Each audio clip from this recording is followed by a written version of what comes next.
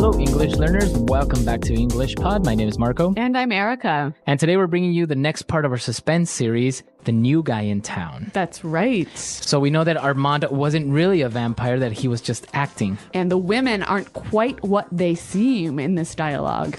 In the last one, something happened and she transformed into some sort of, creature, right? Like monster. Right. So now let's see what happens. So we're not going to preview any vocabulary this time. Let's just listen to the dialogue and see what happens.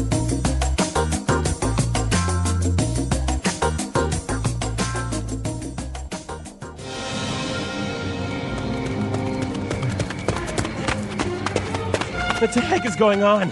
Did you see that? What was that thing? I don't know. I'm just glad we made it out. Look, there's a police car. Help! Help! Please stop! 7825, code 6, 105 North Avenue, 52. Howdy, ma'am. What seems to be the problem? Is this man bothering you? Officer, there is like a witch creature back there. We tied her up, but she broke free, and she was about to have us for dinner. Okay, calm down. Let me see your eyes, please. Have you been drinking tonight, son? We're telling the truth. She's in there. We suspected her of being a kidnapper or a rapist, but turns out she's an alien or something. Okay, calm down. Let me see your eyes, please. Ugh! Seriously! Are you gonna help us out or not? Okay, let's go have a look, shall we?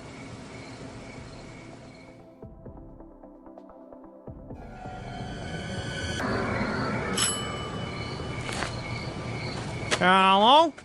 Is anyone in there? Be careful. She might be hiding.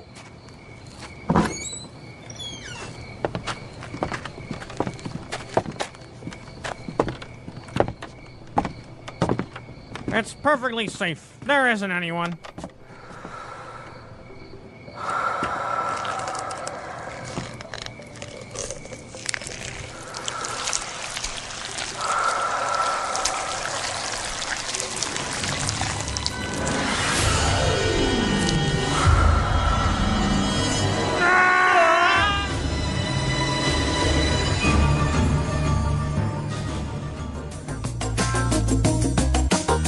Well, I don't think things are turning out very well for our housewives and Armand. Apparently, the police officer is not going to make it to the next episode. Uh-oh. All right, so we saw some really great vocabulary, and even though it's kind of a scary story, there is a lot of things we can learn. So why don't we take a look at it now in Language Takeaway? Language Takeaway. Well, we're going to look at 5 words and phrases here. And the first one, they described this woman as a kind of creature. Creature. All right, so what exactly is a creature? Well, a creature can be any animal. Any animal? Yeah, like from a mouse to a bird to an insect or a bug. So I can say a bird is a flying creature. Exactly. All right. But sometimes we also use it to mean an unknown and scary animal. So there's a creature under my bed. Yes, or some type of creature was attacking me. Okay, so a creature can be any sort of living thing Exactly. or animal. Yep. All right, what about our next one? Well, the creature broke free from some ropes. All right, so to break free. Break free. Uh-huh. And what does that mean? When you break free, you escape from something that stops you moving. Okay, so you have the ability to move again. Yes. You break free from maybe ropes. Or chains, or even a relationship. Okay, so Yeah. I can say, I finally broke free from that awful relationship. Now, that's quite interesting the way we can use this in different ways. So why don't we take a look at some examples now? Example 1. We tied up the dog, but he is trying to break free. Example 2. I'm glad that I broke free from that horrible relationship. Example 3.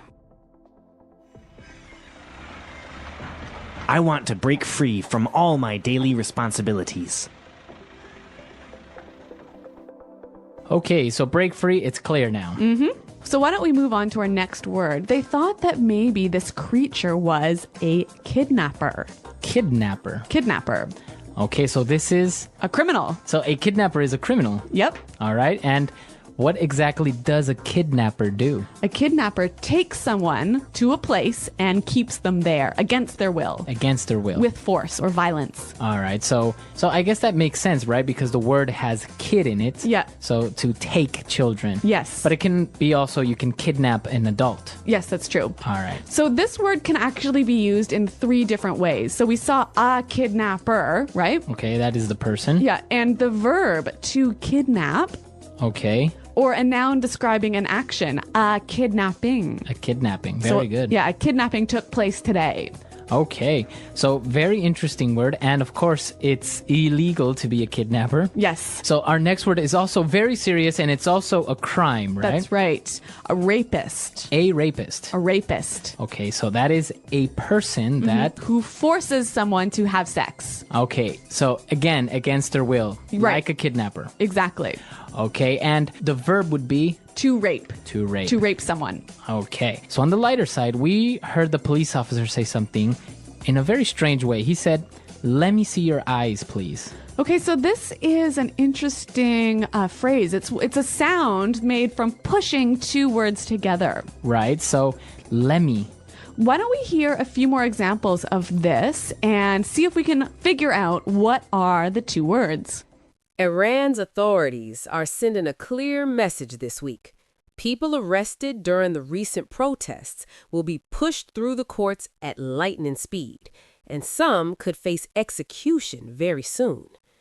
The head of Iran's judiciary, Ghulam Hussein Mohseni-Ejei, made that clear on Wednesday, brushing aside growing warnings from abroad. Human rights groups say this is no idle threat. They believe executions could begin any day now. A U.S.-based organization that tracks unrest in Iran reports that security forces have killed more than 2,500 people since the protests began. That number puts this moment in a league of its own, making it the deadliest period of unrest the country has seen in decades. A chapter many say echoes the violence of the 1979 revolution. Meanwhile, tensions with Washington are heating up again. Former U.S. President Donald Trump has repeatedly warned that the United States could respond with military action, accusing Iranian authorities of killing unarmed civilians. These statements come only months after U.S. forces struck Iranian nuclear facilities during a short but intense conflict that followed Israeli attacks in June. A reminder that the region is still sitting on a powder keg. Inside Iran, officials held a massive funeral ceremony on Wednesday for members of the security forces who were killed during the unrest. Earlier claims suggested the number was around 300, but the ceremony appeared to honor about 100. Thousands upon thousands of people filled the area, waving Iranian flags and holding portraits of Supreme Leader Ayatollah Ali Khamenei. Rows of coffins wrapped in national flags and stacked high were covered with red and white flowers and framed photographs, a powerful image meant to show unity and strength. Yet away from the cameras, fear still hangs in the air. While riot police and members of the besieged volunteer force seem to have pulled back to their bases, plainclothes security agents are still visible in some neighborhoods. For many residents, life has not gone back to normal, not even close. One woman, a mother of 2 who asked to remain unnamed, described the mood while shopping for basic groceries. She said the sound of gunfire and the memory of the protests have left people deeply shaken. Officials may say calm has returned, but schools remain closed, and she admitted she is terrified at the thought of sending her children back to class. Others tell similar stories. A 36-year-old man from Tehran said he witnessed one protest firsthand and was stunned by how fast things spiraled out of control. What began as people simply trying to make themselves heard quickly turned into something that looked more like a war zone. He said the imbalance was obvious. The protesters had no weapons, while the guns were all in the hands of the security forces. Now, let's go back and explain some useful expressions you just heard.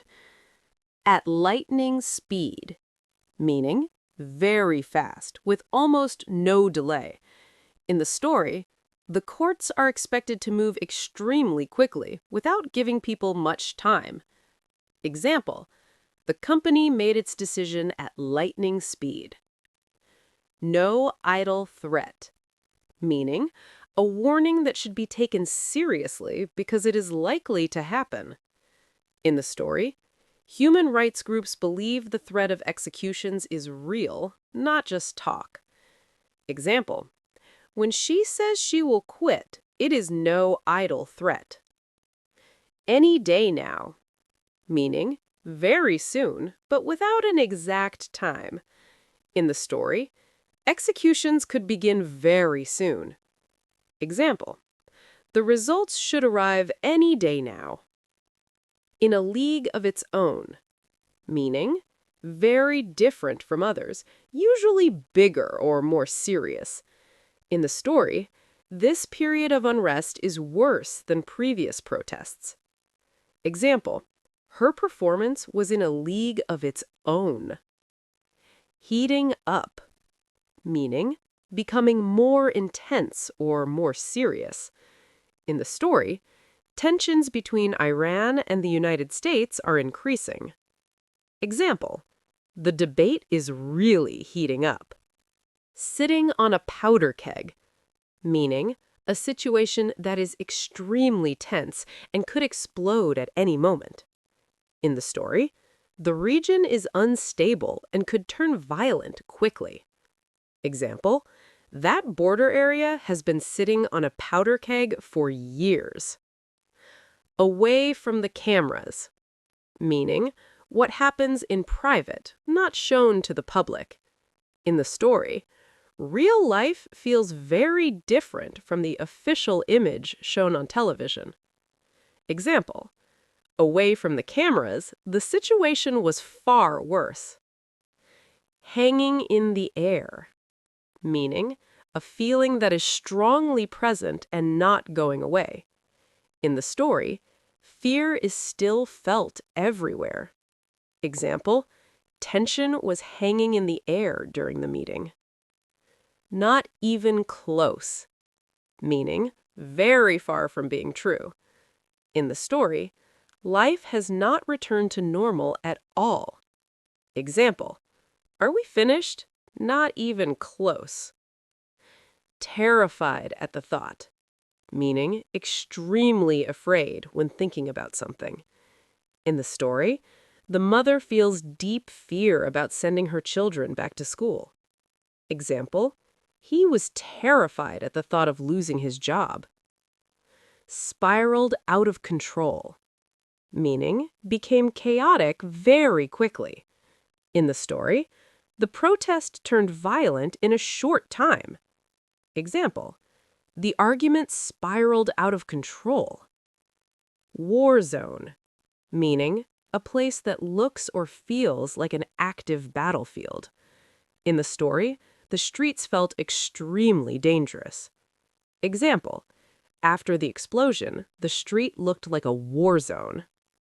The imbalance was obvious, meaning one side clearly had more power than the other. In the story, only security forces had weapons. Example, in the debate, the imbalance was obvious. Now, let's do a shadowing practice together. Don't stop the audio. Don't wait for me. Speak with me, not after me. If you make a mistake, keep going. Stay with the voice.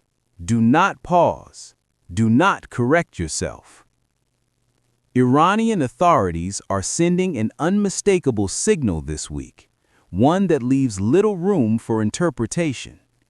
Individuals detained during the recent wave of nationwide protests are expected to face court proceedings at an exceptionally rapid pace, with severe punishments, including executions, likely to follow in a very short period of time.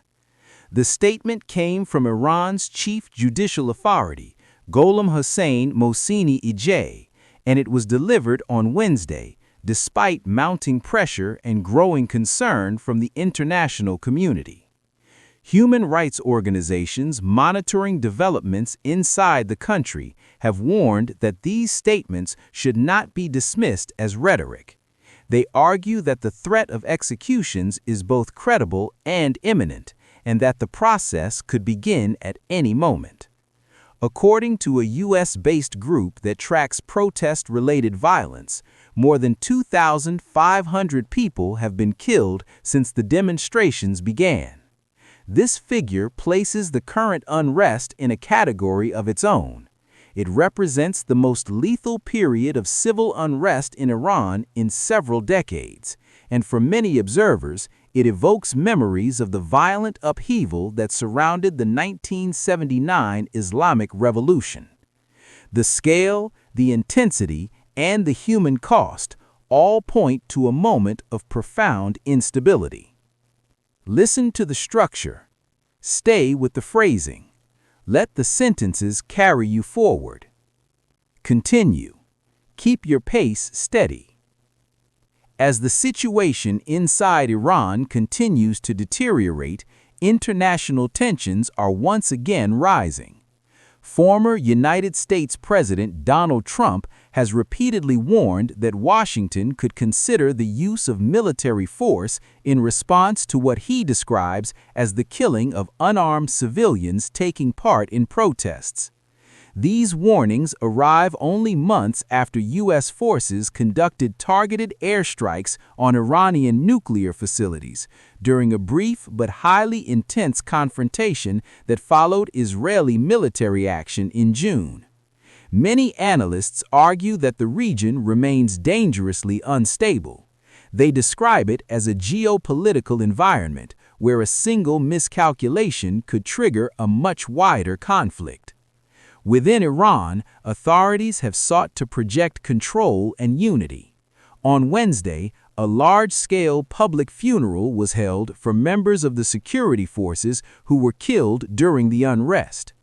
Although earlier official statements suggested that the number of casualties among security personnel had reached 300, the ceremony appeared to honor approximately 100 individuals.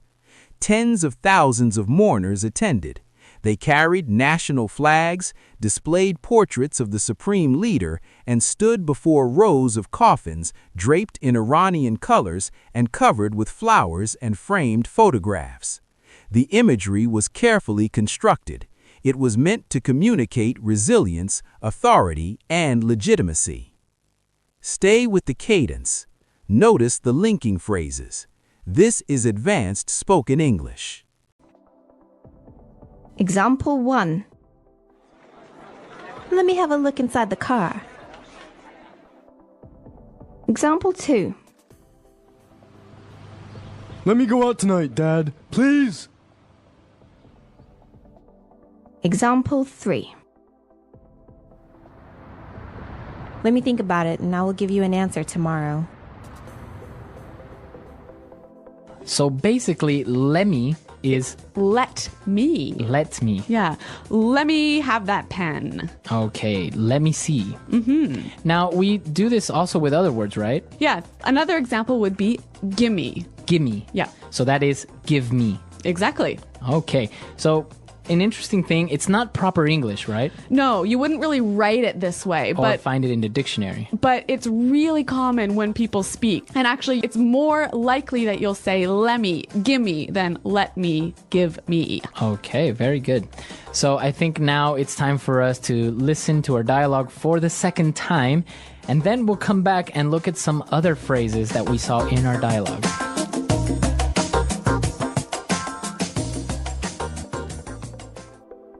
What the heck is going on? Did you see that? What was that thing? I don't know.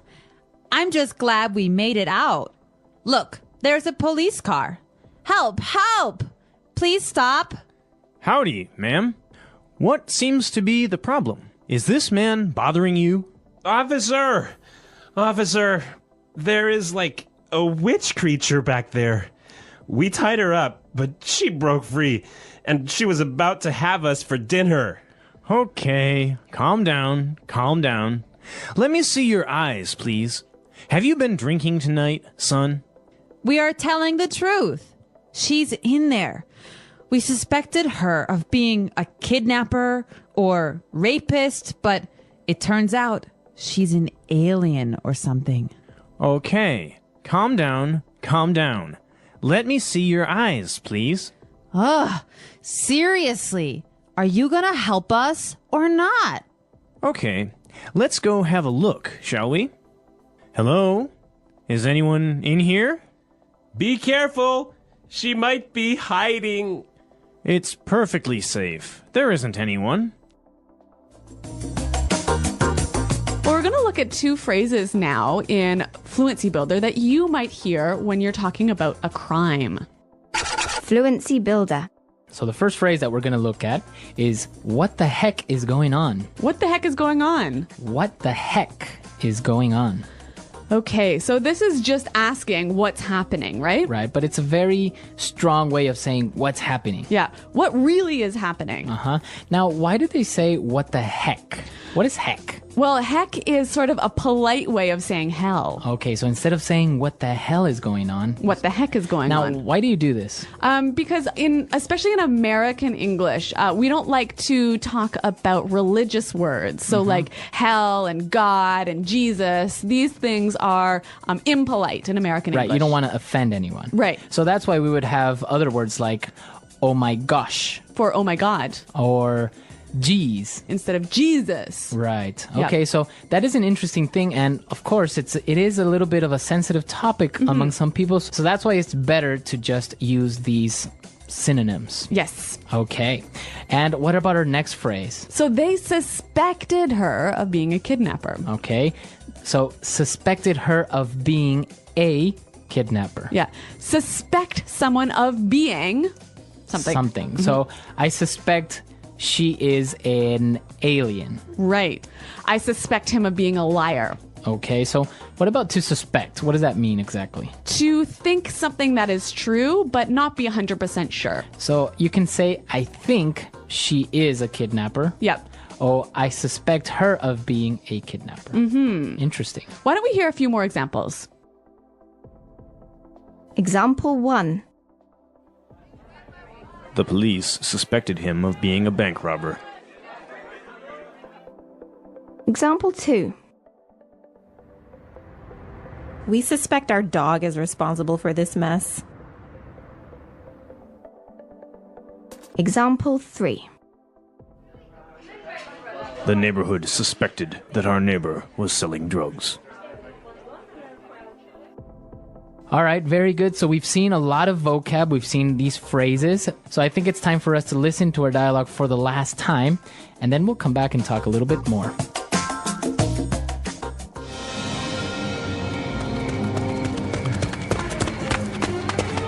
What the heck is going on? Did you see that? What was that thing? I don't know. I'm just glad we made it out. Look, there's a police car. Help! Help! Please stop!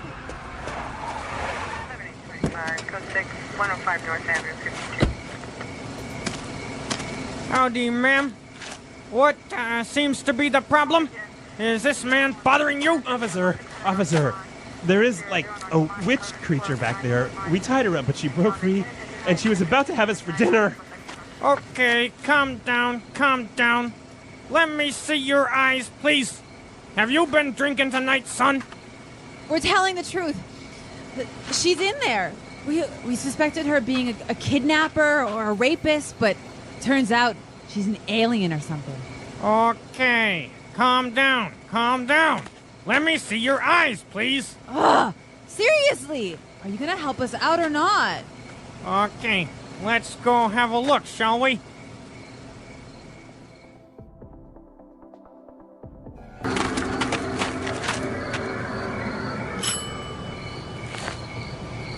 Hello?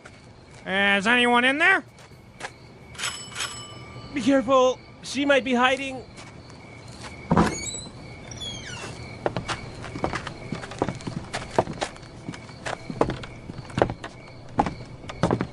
It's perfectly safe. There isn't anyone.